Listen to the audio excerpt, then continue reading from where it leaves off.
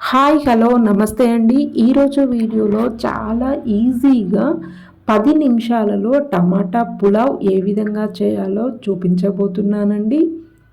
ఇంట్లో ఏం కూరగాయలు లేనప్పుడు ఒక 4 టమాటాలతో ఈ విధంగా గనక చేసినట్లయితే ఇంట్లో వాళ్ళందరూ కూడా చాలా ఇష్టంగా తింటారు.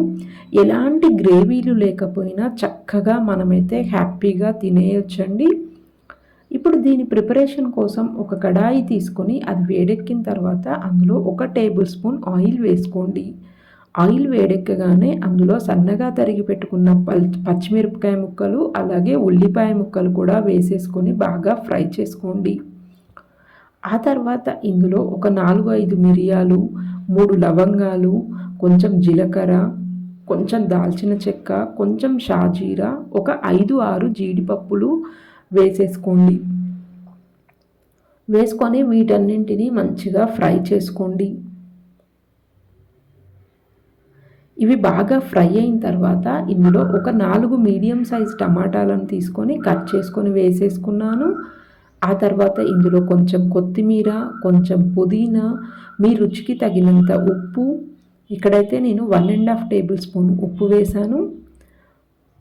వేసుకొని వీటన్నింటినీ మంచిగా బాగా కలుపుకోండి. ఈ విధంగా మిక్స్ చేసుకొని లిడ్ పెట్టేసి ఒక 5 మినిట్స్ లో ఫ్లేమ్లో పెట్టి మగ్గించుకోండి.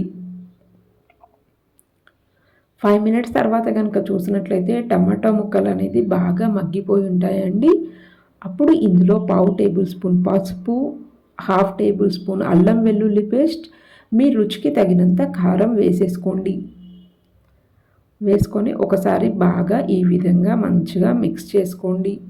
కారం, అల్లం కూడా టమాటా ముక్కలకి పట్టేలాగా మిక్స్ చేసుకొని లిడ్ పెట్టేసి 1 మినిట్ లో ఫ్లేమ్లో పెట్టి ఉడికించుకోండి. 1 మినిట్ తర్వాత కనుక చూసినట్లయితే ఈ విధంగా ఉంటాయండి. టమాటా ముక్కలు అనేది మంచిగా మగ్గిపోయి కారం కూడా బాగా పట్టేసి ఉంటుంది. ఇప్పుడు ఇందులో వాటర్ వేసేసుకోండి. మీరు నార్మల్ రైస్ వాడుతున్నట్లయితే 1 కప్పు రైస్కి 2 కప్పుల వాటర్ వేసుకోండి.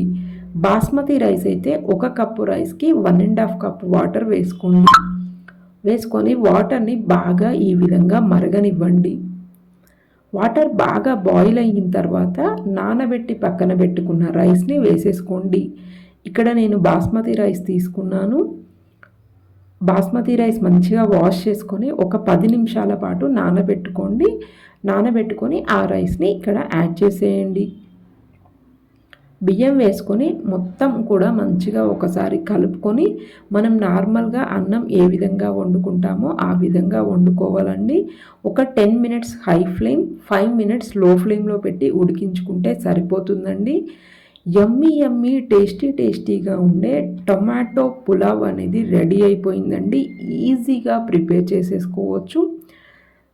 ఇప్పుడు దీన్ని సర్వింగ్ ప్లేట్లోకి తీసుకొని కొంచెం రైతాతో తిన్నట్లయితే సూపర్ టేస్టీగా ఉంటుంది.